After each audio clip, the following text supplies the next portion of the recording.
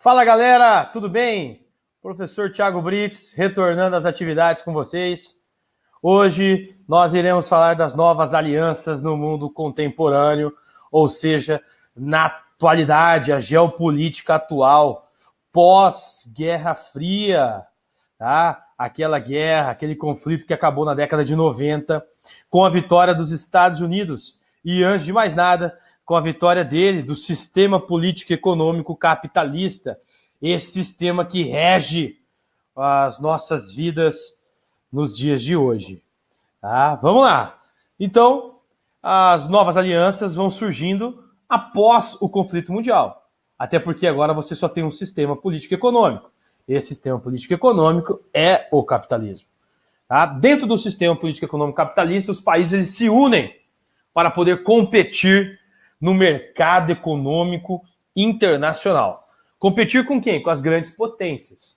Como que essas uniões elas ocorrem? Através de grupos formais e grupos informais. Os grupos formais nós chamamos de blocos econômicos. E nessa aula a gente não vai falar dos blocos, mas você já sabe, os mais famosos, toda vez que eu falo de blocos econômicos, vem na cabeça quem? A União Europeia, o Mercosul, o NAFTA, tigres asiáticos, tá? Mas fica para outra aula. Nessa aula eu vou falar dos grupos informais, que são aqueles que estão ligados ao MC, porém não têm formalidade, tá? Não tem ali obrigações com os países que fazem parte desses grupos informais. Eles passaram a criar esses grupos para evitar novos conflitos no mundo, tá? E aumentar também a diplomacia. Lembra que eu já falei, diplomacia é o país conversar, discutir com o outro, sem levar para o campo bélico, o campo da guerra. Tá? O primeiro grupo informal que eu vou falar com vocês é dele, o G7, que foi criado na década de 70, após o primeiro choque do petróleo. Ou seja, aquele período em que os países árabes queriam expulsar Israel do Oriente Médio, né, tentaram retomar alguns territórios que foram perdidos no conflito da década de 60, que Israel tomou os territórios, os países árabes. Então eles decidiram diminuir a produção do barril do petróleo e elevar o preço desse barril também, o que gerou uma crise mundial e o surgimento de discussões para fontes alternativas além do petróleo. Exemplo, o etanol que o Brasil vai promover aqui na década de 70. Tá? Os países que faziam parte do G7 na década de 70, no início dela, Estados Unidos, Alemanha, Itália, Japão, França e Reino Unido. O Canadá só entra em 1976 depois de um pedido dos Estados Unidos, o seu principal parceiro e aliado econômico. Tá? Os Estados Unidos pede e o G6, então, aceita a entrada do Canadá. Está formado a partir de 76, então, o G7. As discussões do G7, que se encontram anualmente desde 1973, eles discutem sempre as economias, a parte social, a parte política, ambiental e a saúde. Tá? Daqui a pouco a gente vai falar de algumas consequências ou o que de negativo pega em cima desse grupo. Tá? A partir de 1998, a Rússia, que também é uma grande potência, já estabilizada economicamente depois da Guerra Fria, ingressou no grupo. E esse grupo passou a ser chamado de G8. Então, por isso que durante um tempo a gente chamava de G8, ou conhecia como G8, esse grupo informal. Em 2014, a Rússia ela foi afastada do grupo. Por quê? Porque ela invadiu um território que pertencia a um outro país independente. No caso, a Ucrânia. A Rússia invadiu a Crimeia, alegando ali que o povo da Crimeia, de maioria russa, estava sofrendo por algumas atitudes tiranas do governo ucraniano. Então ela acaba invadindo a região da Crimeia. Com essa invasão russa a um território ucraniano, os países desenvolvidos do G7 acabam afastando a Rússia do grupo.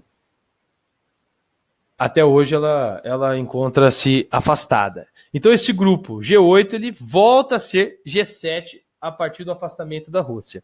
Nós temos algumas críticas ao G7.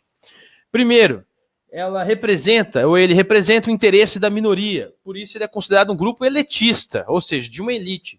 Quem é essa minoria? Os países mais desenvolvidos, os países mais ricos, e eles só discutem assuntos que envolvem eles mesmos. Então eles não discutem, por exemplo, as ações sobre países subdesenvolvidos, diminuição da pobreza, da miséria. Por isso, um grupo elitista. Um grupo fechado não permite a entrada de outros países. Perceba que eu não citei a China quando eu falei do G7. A China, que é a segunda maior potência econômica do planeta, ela nunca foi convidada e deve não ser convidada, até porque os Estados Unidos entendem a China como uma ameaça, até porque a China tende a ser a maior potência econômica do planeta nos próximos anos, tá? Não possui nenhum país do hemisfério sul. Então, nenhum país do hemisfério sul, seja ele emergente ou seja ele subdesenvolvido, faz parte do G7, certo? Não discute questões ambientais, até porque nós estamos falando das potências mais industrializadas. Se são mais industrializadas, elas querem poluir mais também, desgastar mais, degradar mais. Então não discute questões ambientais. E tem como pauta principal a globalização.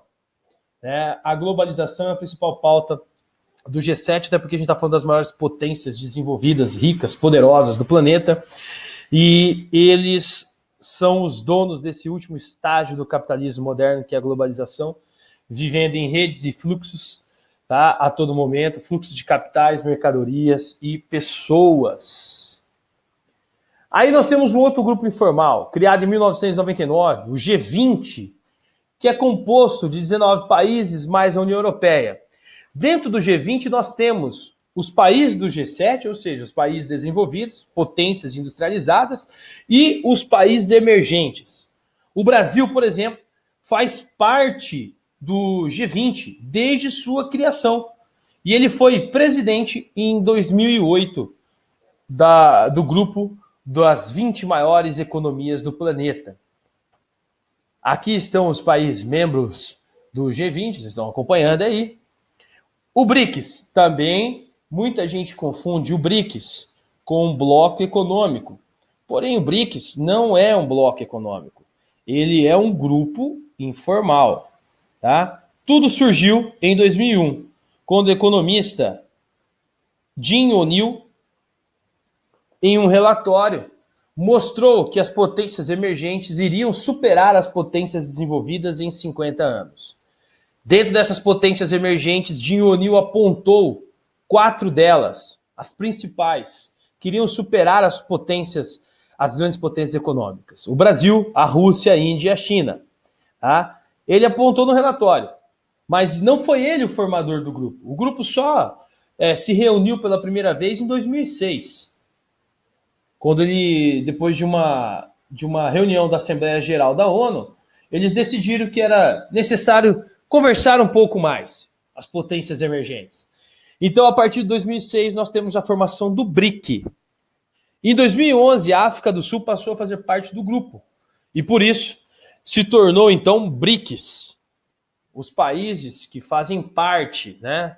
Agora contando a África do Sul também. Quais são as características semelhantes dos países que formam esse grupo informal? Mão de obra barata, grande mercado consumidor e grande quantidade de matérias-primas. Mão de obra barata, você pode ali receber indústrias, essas indústrias que buscam capitalizar sempre mais lucro, buscam sempre uma mão de obra mais barata, buscam sempre países que possuem um grande mercado consumidor e possam consumir esses produtos, e também que tenham ali matéria-prima para poder abastecer a produção industrial. Tá? O objetivo do BRICS, maior integração econômica, e essa integração ela é realizada quando em 2015 eles criam um novo Banco de Desenvolvimento, o NBD, também conhecido como Banco do BRICS. Então o BRICS eles possui um banco. E qual é a finalidade de você criar um banco para potências emergentes? Diminuir ali a dependência em relação ao FMI. Então você diminui a influência do FMI nessas potências emergentes. Não precisa mais pegar empréstimo do FMI. Você vai lá e pega um empréstimo de um banco que você ajudou a criar, tá? No caso, o Banco do BRICS. E criaram também o arranjo contingente de reservas. Então, toda vez que um país ele entra em uma crise, ele pode socorrer a esse arranjo. E aí ele pega lá desse fundo, que contém hoje mais de $1 bilhão, uma quantia desse fundo, e pode sanar ali a sua crise. Para isso que foram criados esses dois mecanismos. Então é por isso que o BRICS ele atrai tanto interesse atualmente no mundo todo. Porque dentro do BRICS nós temos as maiores potências emergentes. Exemplo, a China, a Índia, a Rússia e inclusive o Brasil estão dentro desse bloco. São as maiores populações do planeta também dentro desse grupo informal. Tá? Então é por isso que o mundo todo volta suas atenções ao BRICS. Cooperação Sul-Sul. A cooperação Sul-Sul, ela surge com países subdesenvolvidos e países emergentes, tá? Que buscam uma autonomia em relação ao norte, principalmente países africanos e da América do Sul. Esse bloco, esse grupo informal, também é um grupo informal, ele surge com o bloco dos não alinhados durante a Guerra Fria. Tá? Lembra que eu falei lá na Guerra Fria para vocês que tinha um grupo de países que eles chamavam-se não alinhados? Que eram aqueles países que tinham acabado de passar pelo processo de independência em relação às potências. Então eles não queriam fazer parte de nenhum dos lados durante a Guerra Fria, nem do lado dos capitalistas, nem do lado dos socialistas. Então o bloco dos não alinhados eles vão surgir durante a Conferência de Bandung, em 1955, durante o período da Guerra Fria. Tá? E esse bloco dos não alinhados é o principal responsável pela criação da cooperação Sul-Sul, que são de países subdesenvolvidos e emergentes que buscam ali uma autonomia em relação às potências econômicas. Tá? O objetivo da cooperação Sul-Sul, melhorar o desenvolvimento social, político e econômico dos países que fazem parte dele. Beleza? Galera, essa foi a aulinha de hoje. Espero que vocês tenham gostado, consigam aí entender. Eu vou deixar algumas atividades referentes a esse assunto para que vocês possam fazer. Dúvidas vocês podem deixar aí na sugestão aí no canal. Assim que puder eu já respondo vocês. A gente vai tirando essas dúvidas. Vocês também têm outros meios para entrar em contato comigo e me mandar, tá certo? Peço para vocês que vocês curtam aí o canal. E até a próxima, galera!